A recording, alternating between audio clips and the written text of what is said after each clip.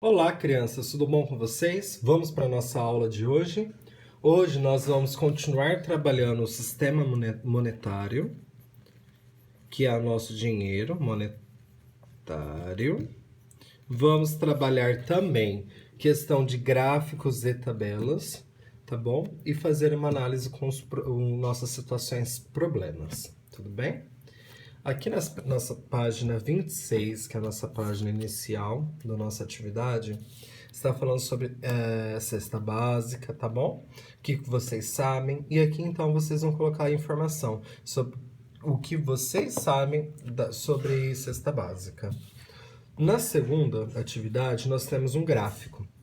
Esse gráfico, ele tem esse título. Todo gráfico tem o título, para a gente saber sobre o que o gráfico trata. Esse gráfico fala sobre a evolução dos preços do quilo do açúcar. Ou seja, é um gráfico que está mostrando a variação que teve o açúcar durante o período de outubro de 2011 até agosto de 2012, certo?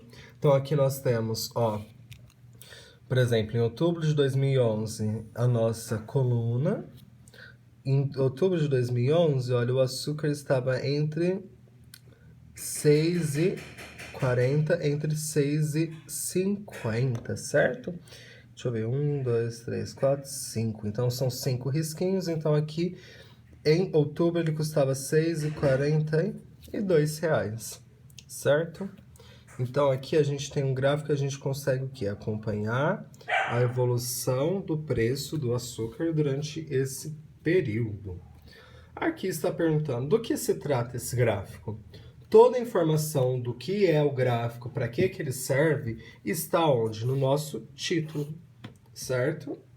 Na B, quais informações estão registradas no eixo horizontal? Para a gente não confundir na hora de lembrar de horizontal ou vertical, vamos colocar na nossa memória que o horizonte, olha como que horizontal e horizonte são duas palavras parecidas. O horizonte não é aquela parte da natureza toda retinha que a gente olha lá distante. Então, o horizonte, ele é deitado, tá bom? Então, vamos olhar o eixo horizontal. O eixo horizontal é a nossa linha que está deitada. O que a nossa linha que está deitada está marcando? Olhem aqui. Vocês vão responder para mim no livro de vocês. O que a nossa linha horizontal está marcando? Tá? O que significa isso? Vocês vão escrever aí na folha de vocês. Na C. E as registradas no eixo vertical? Vertical é inverso. O horizontal a gente sabe que é o deitadinho, né? Então, vertical é o em pé. Quais são as informações? Dá uma lidinha que vocês vão achar. Em qual período foi feito esse levantamento? Mesma coisa. Então, aqui vocês vão o quê? Analisar as perguntas, responder as perguntas, analisando o gráfico da página 26, tá bom? Agora na página 28. Na página 28 também temos algumas informações, tá? De valores com vírgula, tá bom? Agora eu quero saber, como que a gente faz para saber qual que o número é maior do que o outro quando a gente trata de número com vírgula, tá? Números decimais. Por exemplo, eu tenho 3,27, 4,12 e 3,52. Como que eu faço para saber qual número é o maior? Para a gente saber quando é números decimais, números com vírgulas, quais são os maiores, a gente vai primeiro olhar antes da vírgula. Qual desses tem o número maior? Não é o 4? Então quer dizer que esse número é o meu maior, tá bom? 4,12.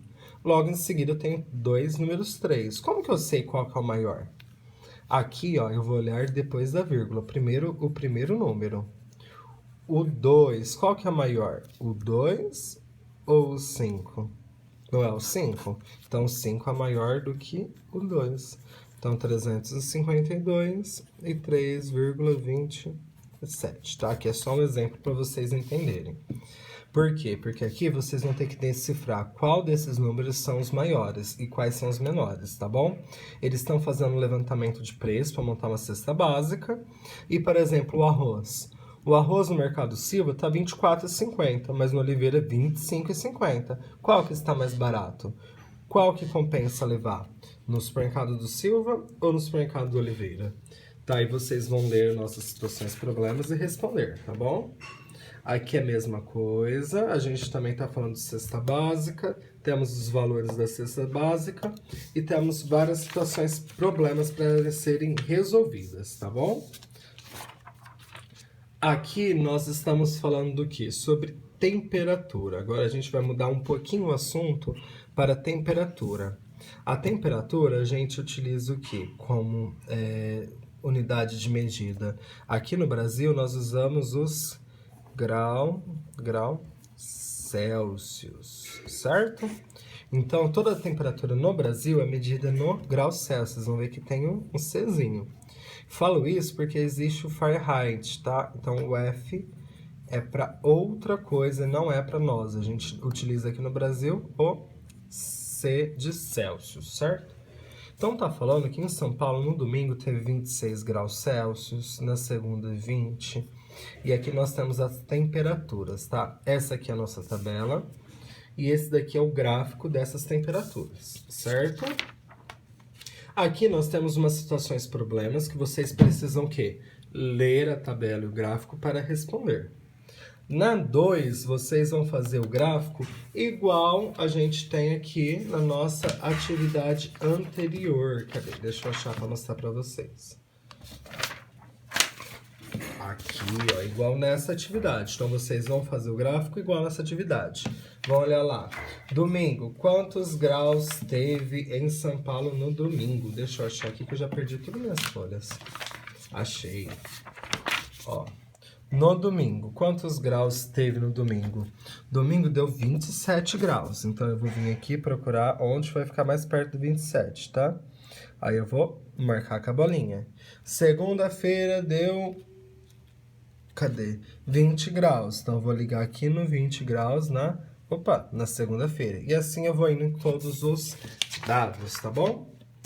E agora a gente tem mais algumas atividades de situação problema com o dinheiro, o sistema monetário, tá bom? Aqui também estão tranquilos. E também temos, olha, atividade com fração.